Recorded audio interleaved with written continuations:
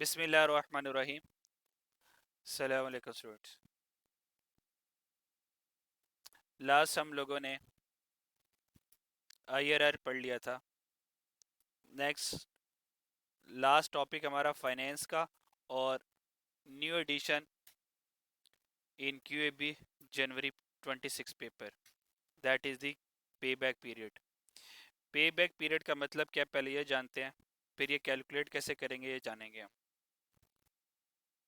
पे back period का मतलब ये है कि जो आप पैसे बिजनेस में लगा रहे हो वो पैसे आप सारे सारे कितने अरसे में रिकवर कर लोगे।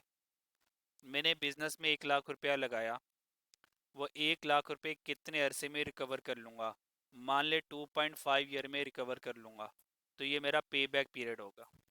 Okay, so payback period क्या, in how many years we may recover our initial investment. Initial investment हम कितने अरसे में रिकवर कर लेंगे, वो जो वक्त होगा, दैट वक्त इज कॉल्ड पे बैक पीरियड। समझ लग गया जी। जितना पे बैक पीरियड कम होगा उतनी अच्छी बात या बुरी बात। इसका मतलब आज पैसे लगाए 1.5 साल बाद रिकवर कर लिए, इससे अच्छी बात हो ही नहीं सकती। तो shorter the payback period better it is. ठीक है, जो जितना पे बैक पीरियड शॉर्टर होगा उतना अच्छा होगा। ठीक है जी। और लॉन्गर पे बैक पीरियड जो होगा वो डिज़ायरेबल नहीं होगा। दो तरह का पे बैक पीरियड एग्जाम में आ सकता है। एक को कहते हैं सिंपल पे बैक पीरियड, एक को कहते हैं सिंपल पे बैक पीरियड, और एक को कहते हैं जी डिस्काउंटेड पे बैक पीरियड। तो सबसे पहले हम सिंपल पे बैक पीरियड सीखेंगे। सिंपल पे बैक पीरियड अगर आप कैलकुलेट करना चाहते हैं तो बड़ा आसान। जो आपकी कॉस्ट ऑफ इन्वेस्टमेंट होगी, जो आपकी कॉस्ट ऑफ इन्वेस्टमेंट होगी उसको डिवाइड कर देंगे कैश फ्लोज के साथ। किसके साथ जी, कैश फ्लोज के साथ। ठीक है, मिसाल के तौर पर इनिशियल इन्वेस्टमेंट 50,000 की इन्वेस्टमेंट की, एनुअल कैश फ्लो हर साल 10-10 हज़ार आ रहा है। तो क्या करना है, इनिशियल इन्वेस्टमेंट हमारे पास है जी, कॉस्ट ऑफ इन्वेस्टमेंट क्या हुआ, अच्छा जी, इनिशियल इन्वेस्टमेंट कितनी आ गई जी, 50,000,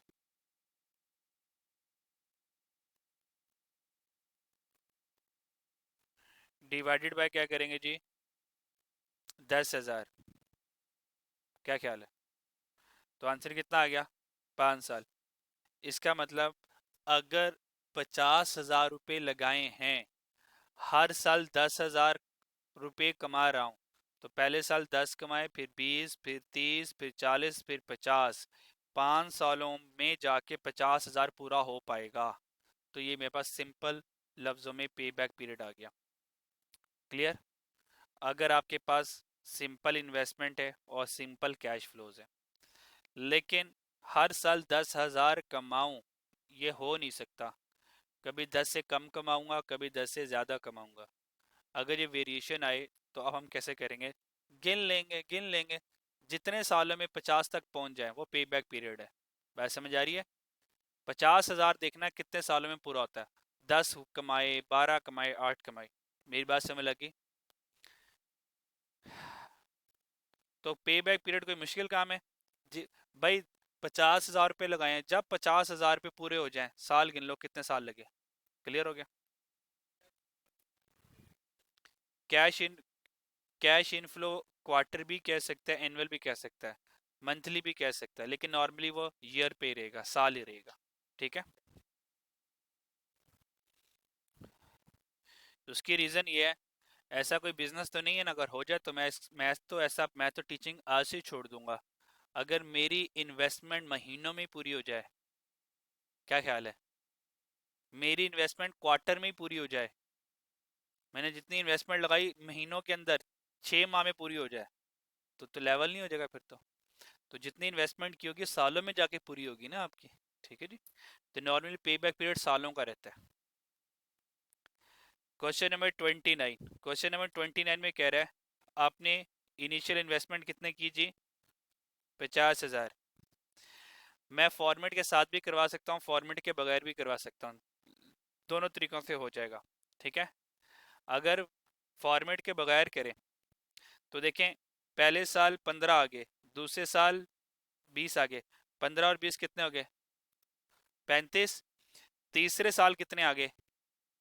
तीसरे साल चेक करें, मैं 50 को क्रॉस कर गया, इसका मतलब मेरा पे बैक पीरियड पक्की बात है 2 साल तो है। अब 2 साल से ऊपर कितना है, अब इसको ढूंढने के लिए हम एक प्रॉपर कैलकुलेशन करेंगे, प्रॉपर एक फॉर्मूला लिखेंगे। ठीक है, आपने करना क्या है, आपके पास जो क्वेश्चन गिवन होगा उस क्वेश्चन को अपने क्यूमुलेटिव फॉर्म में लिखना है, क्यूमुलेटिव कैश फ्लो। पहला कॉलम बनेगा, that column is called cumulative cash flow. जी कौन सा कॉलम बनेगा? क्यूमुलेटिव फ्रीक्वेंसी जानते हो ना, ये वैसे ही है। वो क्यूमुलेटिव फ्रीक्वेंसी मीन फ्रीक्वेंसी को ऐड करना, cumulative cash flow mean cash flow को ऐड करना। सो पहला कॉलम बनेगा क्यूमुलेटिव कैश फ्लो का। कोई मुश्किल बात तो नहीं कर रहा? इनिशियल इन्वेस्टमेंट कैश आउटफ्लो होता है, तो इसको नेगेटिव में लिखूंगा, नेगेटिव में लिखूंगा 50,000। कोई मुश्किल बात? भाई ये -50,000 थे, इसमें 50,000 पे मैंने कमा लिए, तो -50 प्लस 15 करूंगा तो -35 रह जाएंगे, -35 रह गए। ऐड करते रहना, -15 के बाद 20 कमा लिए, तो -15 और 20 करूंगा तो -5 रह गए होंगे, -15 रह गए होंगे, -15 रह गए होंगे। यस और नो? -15, -15 के बाद 25 ऐड हो गए, तो प्लस का 10 आ गया होगा, ये प्लस का 10 आ गया। जब आपकी क्यूमुलेटिव कैश फ्लो पॉजिटिव आ जाए तब आप लोगों ने स्टॉप हो जाना है, तब आप लोगों ने स्टॉप हो जाना है। इसका मतलब किस साल आंसर प्लस में आया? तीसरे साल। किस साल आंसर प्लस में आया चेक करें, तीसरे साल। इसका मतलब 2 साल और कुछ महीने लगेंगे, मेरा आंसर जो है, मेरी सारी इन्वेस्टमेंट जो है वो रिकवर हो जाएगी। देखें, दो तरीकों से कर सकते हो। लास्ट नेगेटिव किस साल आ रहा है? दूसरे साल। आखिरी नेगेटिव किसने साल आ रहा है? दूसरे साल। इसका मतलब आखिरी नेगेटिव दूसरे साल आ रहा है, तीसरे साल तो प्लस में आ गया। इसका मतलब जो आखिरी नेगेटिव होगा वो आपके 2 साल पे बैक पीरियड होंगे, 2 साल। अब 2 साल से ऊपर कितना अरसा और लगेगा कि हम नेगेटिव से पॉजिटिव में आ जाएंगे? इसके दरमियान में कुछ महीने होंगे, कुछ टाइम होगा, क्योंकि ये तीसरे साल में +10,000 हो गया। ये जीरो भी तो हुआ होगा ना, जीरो के बाद +1 रुपया हुआ होगा, है ना? जीरो के बाद +1 रुपया हुआ होगा ना। जब मैं दूसरे साल पे पहुंचा तो -15,000 था, तीसरे साल पे पहुंचूंगा तो प्लस का 10 हो जाएगा। मेरा सवाल ये -15 कम होते होते होते होते जीरो तो हुआ होगा ना कहीं पे। जब ये जीरो होगा तो मेरी इन्वेस्टमेंट रिकवर हो चुकी होगी, मेरी। जब ये माइनस कम होता होता जीरो तक पहुंचा होगा तो मेरी इन्वेस्टमेंट जो है वो क्या हो जाएगी? रिकवर्ड हो जाती, इन्वेस्टमेंट रिकवर्ड हो जाएगी। मेरा सवाल ये है, ये वक्त कितना है जब ये -0 पे पहुंचा होगा? तो ये 2 और 3 के दरमियान में कोई टाइम चल रहा होगा ना। अब ये वो वक्त कैसे फाइंड करना है? बड़ा आसान। कितना जी? So simple. सो सिंपल कैसे? ये देखें, मुझे पता चल गया 2 साल तो है ही है, 2 इयर्स तो है ही है। क्लियर हो गया जी? प्लस आगे वाला वक्त चाहिए, आगे वाला वक्त का फॉर्मूला सुन लें, फॉर्मूला सुन लें अगला वाला।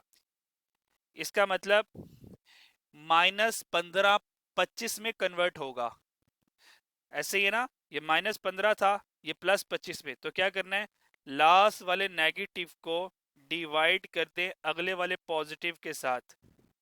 तो क्या करूंगा, -15 डिवाइडेड बाय +25। तो क्या करूंगा जी, -15 डिवाइडेड, अच्छा माइनस लिखना नहीं है, माइनस लिखना नहीं है, 15,000 डिवाइडेड बाय 25,000। इसको सॉल्व करें तो आपके पास 2.6 ईयर्स आ जाएंगे। दो वो है ना, तो ये 0.6 आएगा, तो 2.6 बन जाएगा। इस सारे को सॉल्व करें, ये पे बैक पीरियड आ गया 2.6 ईयर्स। चेक करें, ये आता है, चेक करें, 2.6 ईयर आ गया। बस ये पे बैक पीरियड का कॉन्सेप्ट था। बताएं मुश्किल बात कोई? दोबारा समझाऊं? आपने क्या करना है, पहले वाले इनिशियल इन्वेस्टमेंट को नेगेटिव में लिखना है, फिर आगे ऐड करते रहना है, ऐड करते रहना है, ऐड करते रहना है, फिर देखना है प्लस में कैसे आंसर आएगा। जब प्लस में आंसर आ जाना है तो आपने स्टॉप हो जाना है। लास्ट नेगेटिव देखना किस साल आ रहा है, 2 साल, तो 2 साल पूरे है। अब अगले साल को आइडेंटिफाई कैसे करना है, 15 divided by 25, negative divided by अगला cash flow, negative divided by next year का कैश फ्लो, डिवाइड करेंगे, आपके पास एग्जैक्ट टाइम आ जाएगा 2.6 ईयर्स। यहाँ तक कोई मसला? और अगर एग्जामिनर पूछ ले भाई 2.6 ईयर्स यूर्स ना बताओ, मुझे मंथ्स बताओ, क्या बताओ? मंथ्स, महीने बताओ। 2 साल और कितने महीने? 2 साल और कितने महीने? जी। बताएं क्या करेंगे? ना बताएं, आप लोगों ने गलत बताना है, अभी मुझे दुख होना है। 12 से मल्टीप्लाई करेंगे, और 10 से डिवाइड क्यों करेंगे जी? और 12 से मल्टीप्लाई किसको करेंगे? 12 को किससे मल्टीप्लाई करेंगे जी? 2.6 को? सिर्फ 0.6 को करेंगे, हाँ। सिर्फ 0.6 को 12 से मल्टीप्लाई करेंगे तो आपके पास महीने आ जाएंगे। करें कितने आते हैं? 7.2। तो आप ऐसे करेंगे, 2 + 15,000 डिवाइडेड बाई 25,000, और इधर ही मल्टीप्लाई बाय 12 कर दें, इधर ही मल्टीप्लाई बाय 12 कर दें। अब इस सारे को सॉल्व करें, आपके पास आंसर क्या आएगा जी? भाई आप ऐसे कर लो यार, टू, इसको रहने दो, इसको सॉल्व करो लाल वाले को, क्या आंसर आता है? इस लाल वाले को ब्रैकेट को सॉल्व कर लो यार, इसको सॉल्व कर लो, इसको, इसका आंसर बताओ, बाकी मैं संभाल लूंगा। इसका आंसर कितना आता है? 7.2। इसका मतलब बहुत शुक्रिया, 2 years and 7 months, 7 मंथ, 2 साल और अप्रोक्सीमेटली 2 साल और 7 महीनों में आप इन्वेस्टमेंट रिकवर कर लोगे अपनी। क्लियर हो गया?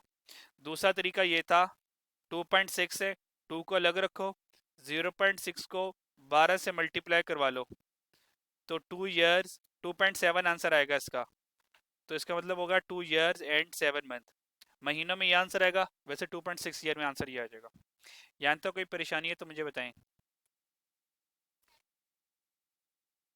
ये ऐसे ही करेंगे, और कोई सवाल है आपका? ऐसे ही करें। अगर यकीन करें कैश फ्लो के एवरेज से कर सकते हो, तो मैं आपको वैसे ना करवा देता। सोचो जरा, वो बाय चांस तुक्का लग गया, हाँ ना? अगले सवाल में ऐसा नहीं होगा जी भाई। दोबारा बता दे भाई, 2.6 का समय लग गई। अगर आपने इस 2.6 ईयर्स को मंथ्स में कन्वर्ट करना है, तो 2 को अलग कर लो, 0.6 को 12 से मल्टीप्लाई कर दो, तो 2 साल ये आ गया, 0.6 मल्टीप्लाई बाय 12, 7 महीने आ गए। 9.2 आ रहा है, तो फिर 7 महीने पहले कैसे आए थे? हाँ जी।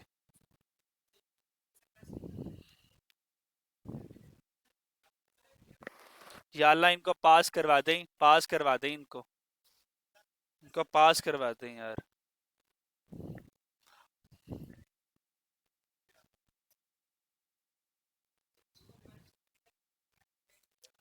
चलें जी। आप लोगों का बहुत शुक्रिया, आप लोगों ने इतनी मेहनत से मल्टीप्लाई डिवाइड के अंदर उलझा दिया अपने आप को। 0.6 मल्टीप्लाई बाय 12 करें तो आंसर आएगा 7.2। इसका मतलब 2 साल और 7 महीने। सही है जी।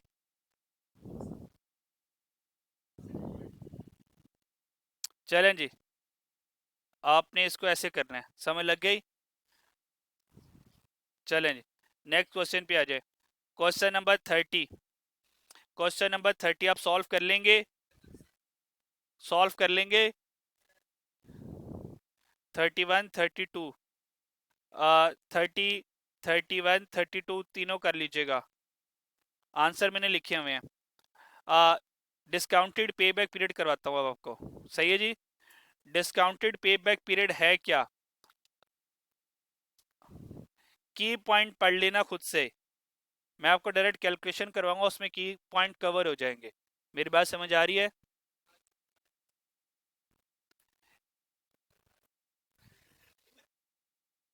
अच्छा जी।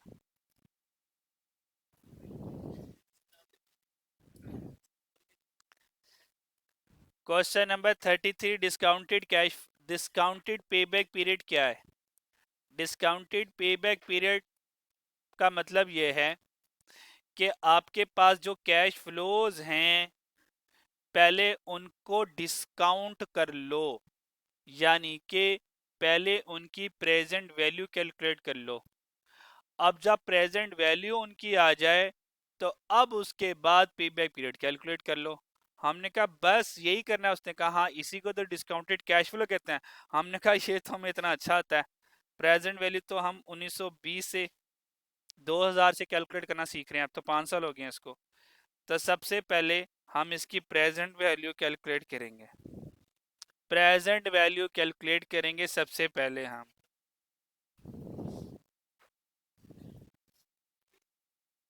Present value of cash, present value of cash flow, 1000 की प्रेजेंट वैल्यू 1000 ही होगी। जुरत ना कीजिएगा इसको और डिस्काउंट करने की, वो जीरो पे पड़ा हुआ है। इस 500 को पहले साल डिस्काउंट करूंगा। चलो सबसे पहले चिल्ड्रंस मेथड, चिल्ड्रंस मेथड से करवाता हूँ।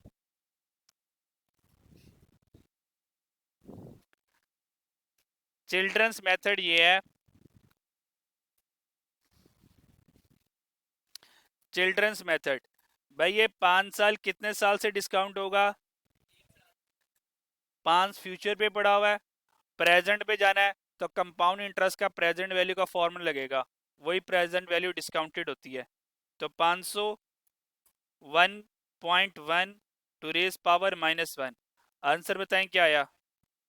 454। फिर पॉइंट को गोली मारें। 400 1.1 पावर 400 कितने साल से वापस जाएगा? कितना आया? 330। 300 1.1 पावर -3, 300 कितने साल से जाएगा? 225। क्या ये कैश फ्लोज की प्रेजेंट वैल्यू आ गई? आ गई। अब इसके बाद क्या करेंगे? क्यूमुलेटिव कैश फ्लो कर लेंगे। क्या करेंगे? Cumulative present value of cash flow, present value of cash flow जो आया उसका क्यूमुलेटिव ले लेंगे। तो हमने कहा लो जी सो सिंपल, 1000 1000 में जमा करें 545। आंसर बताएं। आंसर आएगा 454। शर्म कर कुछ। 1000 में, अच्छा मैंने उल्टा 1000 में माइनस, 1000 में माइनस कर दें 454, 546,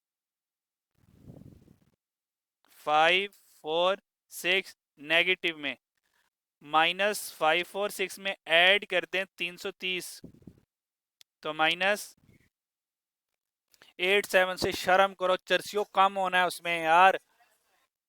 मैं जो मर्जी करूं, आप लोगों ने तो इसको कम करना है यार।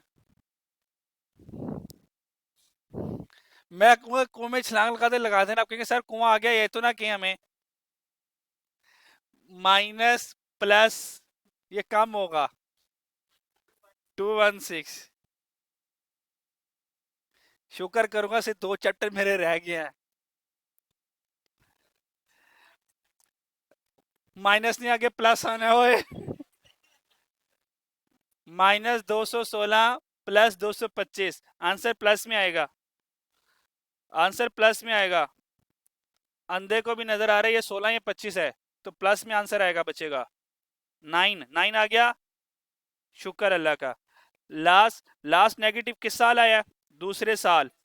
तो दूसरा साल पक्का हो गया, प्लस 216 डिवाइडेड बाय 200, 225, और आंसर आ गया 2.55 ईयर्स। 2.55 ईयर्स आ गया।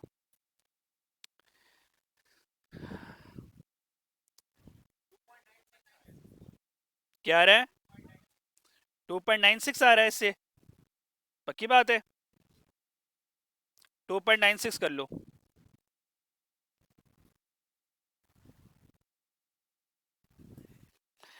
33 है 2.96। इसका सोल्यूशन देखें जरा, 33 का 2.96, 33। रहने दे, मैं देख रहा हूँ, मैं देख रहा हूँ, मैं लेके जा रहा हूँ आप लोगों को, मैं लेके जा रहा हूँ।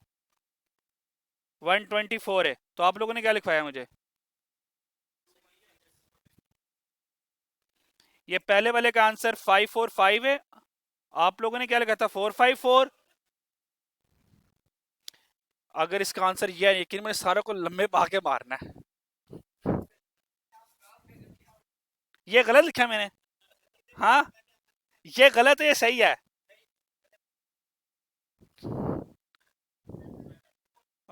ये वाला गलत है ना? ठीक है। आप लोग सारे मार खाने से बच गए हैं। हाँ ठीक है, बच गए हो आप लोग। ये 454 है, वो हमने सही कैलकुलेट किया है, बच गए आप लोग। हाँ, अब और कुछ कहने की जरूरत ना करें। ठीक है, 454। फिर ये बताएं क्या आता है? ये सही है? हाँ, 330 है। और ये सही है? अच्छा, अब ये कितना आया? -5, और ये वाला 216, और ये वाला 9।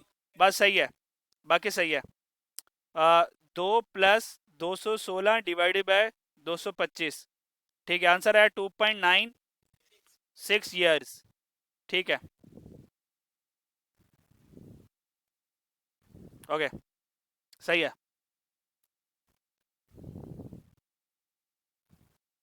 अगर इसको मंथ्स में कन्वर्ट करना है तो कैसे होगा? 2 + 0.96 मल्टीप्लाई बाय 12 कर दें, तो 2 साल और 11 महीने आगे, 11.5। तू 11.5 महीने कर ले, कोई मसला नहीं है। 11.5 भी सही है, 11.5 आता है। 11.5 मंथ्स कर लें, 11.5 मंथ्स कर लें, कोई मसला नहीं, कोई मसला नहीं।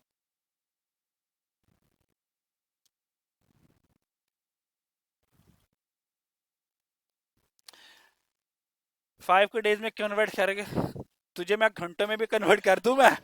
हाँ, डेज में कन्वर्ट करेंगे, फिर हम घंटों में कन्वर्ट करेंगे, फिर हम मिनट्स में कन्वर्ट करेंगे। क्लास ना होगी, तमाशा ही हो गया। नहीं भाई, डेज में नहीं करेंगे, डेज में नहीं करेंगे, काफी है।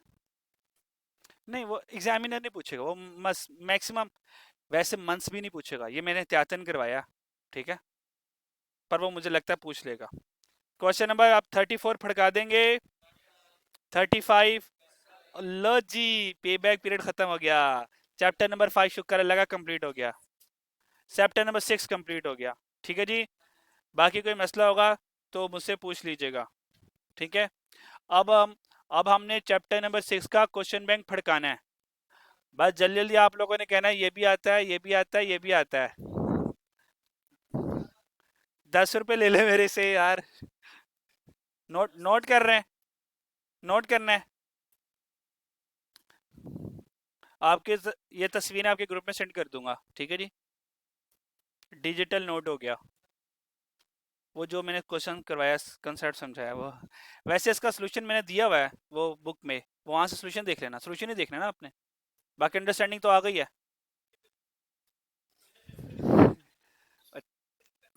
वो अभी मैंने सही तो करवा दिया, मैं ग्रुप में सेंड कर दूंगा।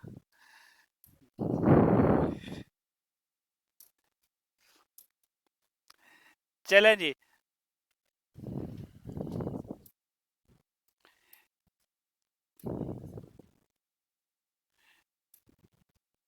चैप्टर नंबर 6 में पहले 10 सवालों में फर्स्ट 10 क्वेश्चन में कोई मसला नहीं है।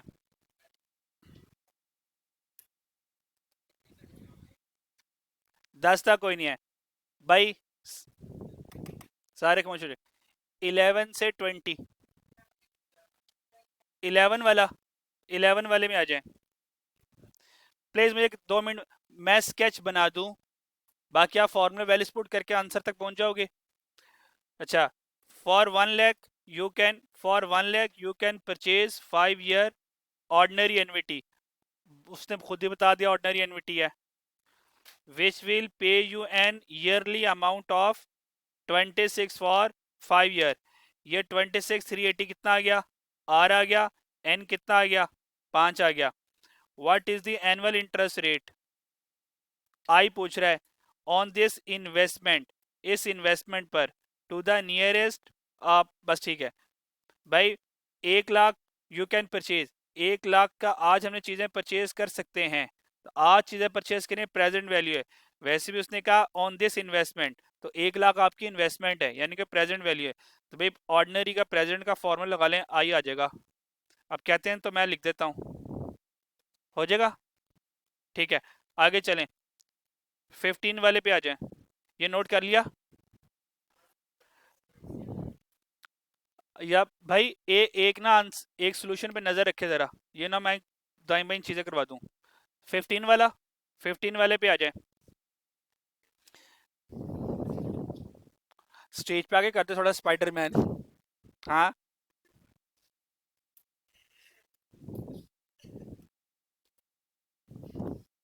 कर दे, बच्चे खुश हो जाएंगे। कैसे कहता है स्पाइडरमैन, स्पाइडरमैन।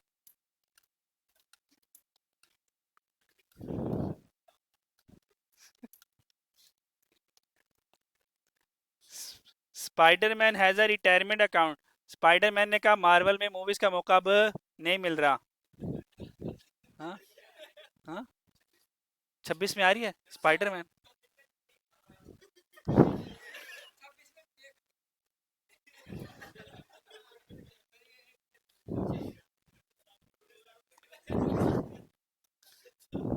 अच्छा जी,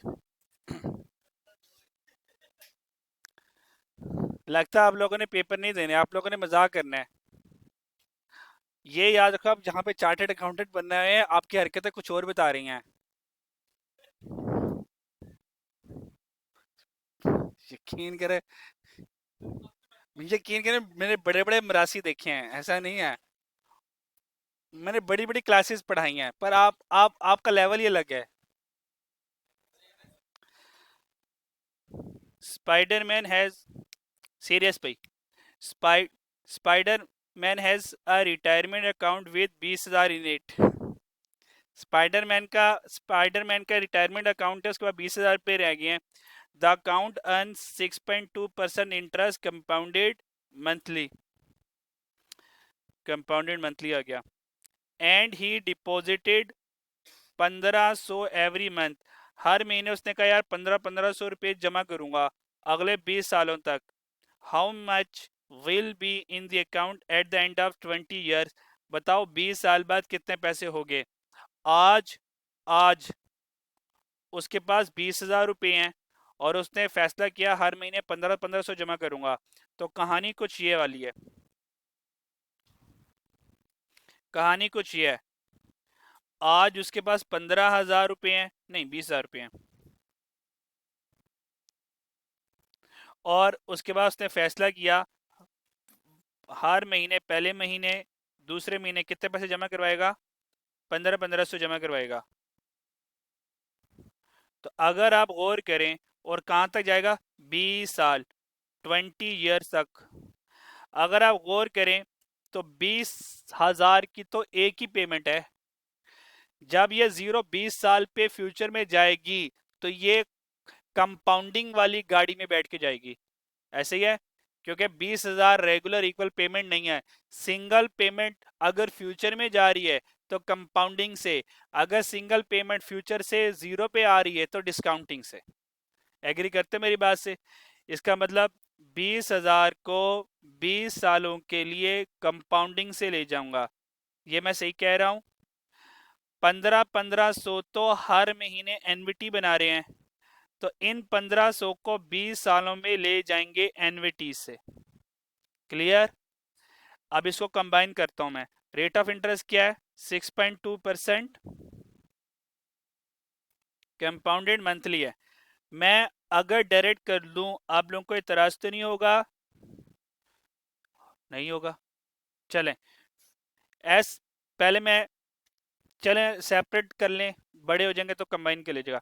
पहले मैं एनविटी लगा रहा हूं, ठीक है, फ्यूचर वैल्यू वाली। या 20,000 को ले जाएं, जैसे मर्जी कर लें यार। 20,000 1 प्लस 0.062, ठीक है जी, ये 6.2% बन गया।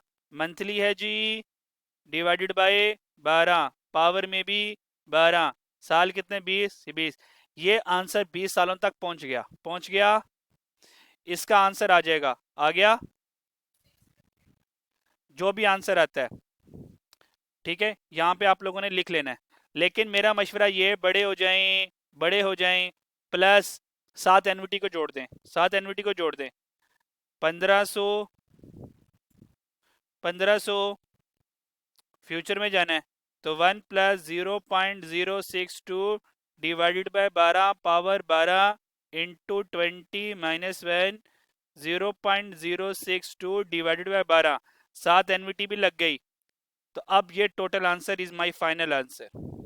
आंसर क्या आता है? पैसे 7। ये मुझे कैलकुलेट करके बताएंगे, ऑप्शन से सॉल्यूशन देख के आंसर ना बताएं मुझे। 778613 1413 की खैर है।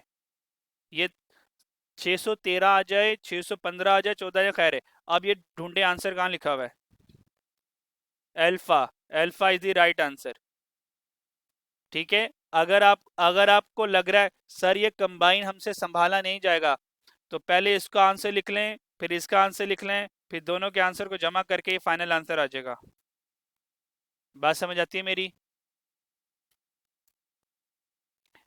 एनवीटी ड्यू की आवाज आ रही है मुझे कहीं से, एनवीटी ड्यू की कहीं से आवाज आ रही है जी। मुझे बताएं कौन सी लफ्ज आपको मजबूर कर रहे हैं कि एनवीटी ड्यू के बारे में सोचने के लिए? स्टार्ट में जमा करवाया है, ये कहाँ पे लिखा हुआ है? स्टार्ट में जमा करवाया है, ये कहाँ पे लिखा हुआ है?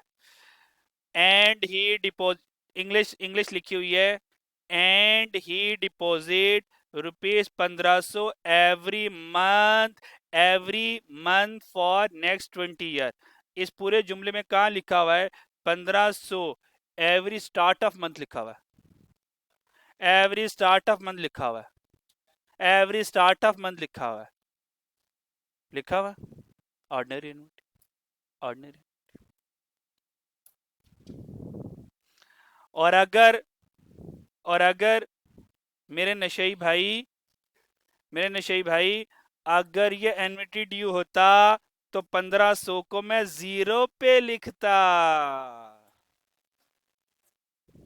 ये तो पहले महीने में है, ऑर्डिनरी है, टाइमलाइन भी ऑर्डिनरी कह रही है। नशा किया आज आपने? कौन सा नशा करते हैं आप? कौन सा करते हैं? और उसको बोलने दे जी भाई, कौन सा नशा करते हैं? कोई नहीं, शुरू करते हैं, आपको जरूरत है। आप, आप कुछ लेते रहे, इसी में आपकी आफियत रहेगी। कोई पाउडर शोडर? नहीं।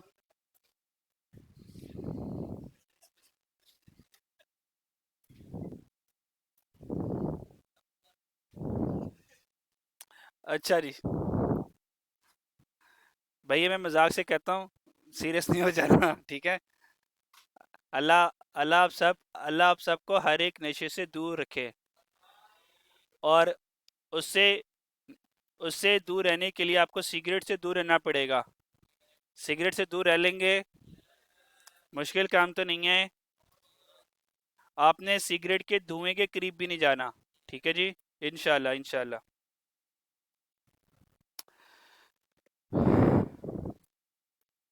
15 से 20 तक। 17 वाला। 17 वाले में आ जाए। अ फूड डिस्ट्रीब्यूटर हैज borrowed, ये प्रेजेंट वैल्यू आ गई। लोन कितना है? 10 साल। इंटरेस्ट रेट कितना है? 12% compounded quarterly. What is the amount of quarterly? R पूछ लिया उसने। Which he must make to pay back the loan, how much interest he would pay. दो सवाल आगे, आर फाइंड करना है और इंटरेस्ट फाइंड करना है। अगर प्रेजेंट वैल्यू आ जाए, आपको पता है इंटरेस्ट फाइंड होता है n R minus P V.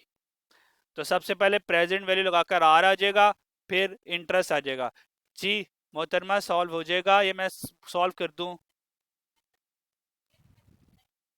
तो ये सवाल पूछने वाला ही नहीं था फिर तो। ये तो आपके ये- अच्छा। तो अगर आप थोड़ा सा एफर्ट करें, 6.17 का सोल्यूशन अवेलेबल है इस किताब के पीछे, दिखाऊं मैं आपको? मैं भी समझाता हूँ, नहीं देखना ना, ये देखना अभी समझ लग जाती है। मुझे पहले पता था, मैं साथ अपनी वीडियो भी यहाँ पे लगा देता। और वीडियो सोल्यूशन हो भाई यार। अच्छा, मतलब वीडियो सोल्यूशन लगा देता। ये देखें, ये देखें। ओ ये देखें, प्रेजेंट वैल्यू आर 1 - 1 प्लस, ये 0.03 का आज मैंने स्टाइल चेंज किया। आपको पता है हम 12 डिवाइड बाय 4 को अंदर लिखते हैं। आप इसको यहाँ पे लिख लें, कोई मसला नहीं है। ठीक है। तो यहाँ से आर आ जाएगा और एन आर माइनस पी करके यहाँ से इंटरेस्ट आ जाएगा। नहीं समझ आई? आ गई। हिम्मत क्या करें, हिम्मत क्या करें, हिम्मत क्या करें। क्योंकि जब आप थोड़े बड़े हो जाएंगे, कैफ में चले जाएंगे, आपको बहुत कुछ सेल्फ लर्निंग से सीखना होगा। हाँ सही है। तो अभी से चीजों को सीखने की आदत डालें। अल्लाह आप सबको नेक बनाए यार। मुझे भी नेक बनाए। आमीन। 20 तक। अल्लाह करे आगे भी कोई मसला ना हो। 20 से लेके 30 तक।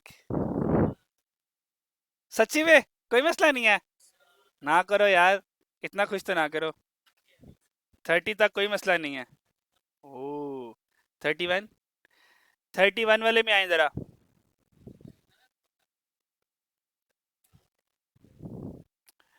31 वाला।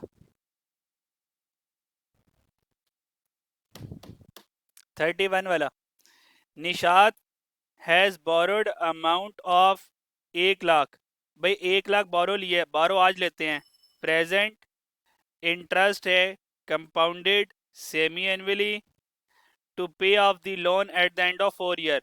भाई चौथे साल पैसे पे करने हैं। NL has created sinking fund which yield 8% per annum compounded quarterly. उसने कहा पैसे इकट्ठे करने के लिए मैं 8% कंपाउंडेड क्वार्टरली से पैसे जमा करना शुरू कर देती हूँ। Determine the amount which N L must deposit at the end of each quarter.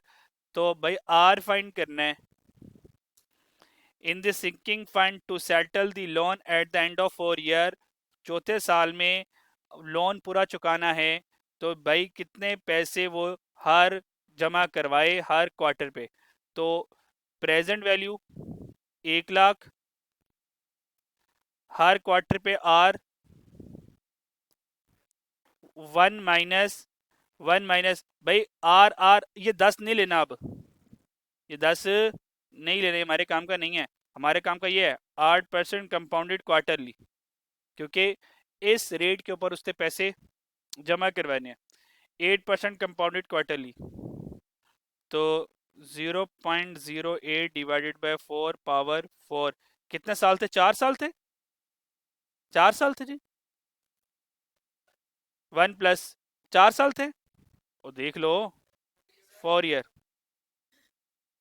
Minus आ जाएगा इधर, और इधर आ जाएगा -1, और 0.08 डिवाइड बाय 4। यहाँ से शिफ्ट सॉल्व वाले तरीके से आर आपके सामने आ जाएगा। आर क्या आता है? ऊपर माइनस नहीं आएगा? ऊपर माइनस, ओए होए, ये ऐसे है, ये ऐसे है। हाँ जी, नहीं नहीं, आंसर में फटा पड़ जाना सभी। आंसर क्या आता है? कहीं आ रहा है ये बेटा? 7926.58। 7926.58। 8% लेना है, 10% लेना है? आपने आज जिस रेट से डिपॉजिट करवाना है, आपने वो वाला रेट लेना है, ठीक है जी? Beta option. ठीक है जी। समय लगे जी। बैठे रहे अभी हम ये फड़का के देंगे। कल मैंने फाइनेंस नहीं पढ़ानी, बहुत हो गया ये, थक गया हूँ मैं अब। कल हम प्रोबेबिलिटी पढ़ेंगे इंशाल्लाह। आगे चलते हैं। 35, 35 वाला आसान है। डिस्काउंट रेट 12% कंपाउंडेड एनुअली है। Present value of X receive at the end of each year for the next 5 year is equal to. ये तो सो सिंपल है, ये देखो ये है X is equal to present value है 1 - 1.12 की पावर -1 अवर 0.12। खत्म कहानी। और एन कितना है? 5 साल। ऊपर आ जाएगा 5, ऊपर आ जाएगा 5 बस। क्या बनता है? 3.60। चार्ली आ जाएगा, तो ये एक्स आ जाएगा, इसका आंसर आएगा 3.60। तो ये बन जाएगा 3.60 एक्स। आगे बस कंपाउंडिंग का रेट ही पूछा हुआ था उसने। 40 तक आ जाए। 30, 32। हाँ, आप लोग कुछ गलत कर रहे होंगे ना। ओ एक्स को नहीं, एक्स को कुछ छेड़ना नहीं है। एक्स को नहीं लिखना चर्सियो। सिर्फ ये ओ यार, ओ एक्स एक्स तो अननोन है। ओ इसको सॉल्व करना है कैलकुलेटर पे। येलो वाले को सॉल्व करना है, येलो वाले को। येलो वाले को। एक्स को छेड़ना नहीं है, एक्स साथ एज इट इज आएगा मुंह चुक के। जैसे हम मुंह चुक के आ रहे थे ना क्लास में, ऐसे ही एक्स आएगा।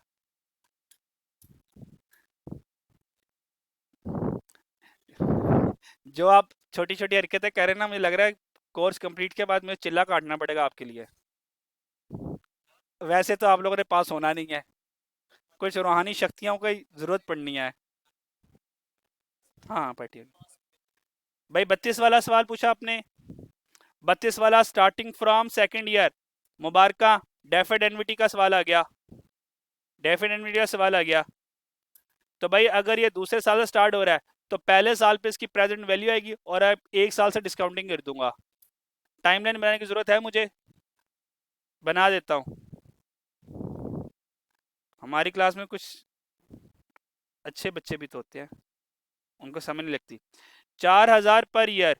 4,000 पर ईयर, ये 4,000 आ गया। कितने सालों तक करवा रहा है? 8 साल तक। 8 साल तक। आगे खुद ही लिख लेना कि मैं लिख दूं सारा। मतलब इन सारों की प्रेजेंट वैल्यू कहाँ पर आएगी? यहाँ पर आएगी। तो ये हमने एनवीटी लगाई, और फिर एक सालों से क्या लग जाएगी? डिस डिस्काउंटिंग लग जाएगी। तो आंसर कुछ ये आ जाएगा। प्रेजेंट वैल्यू का present value is equal to R कितना है? आर कितना है? 4,000। प्रेजेंट वैल्यू लगाएं 1 -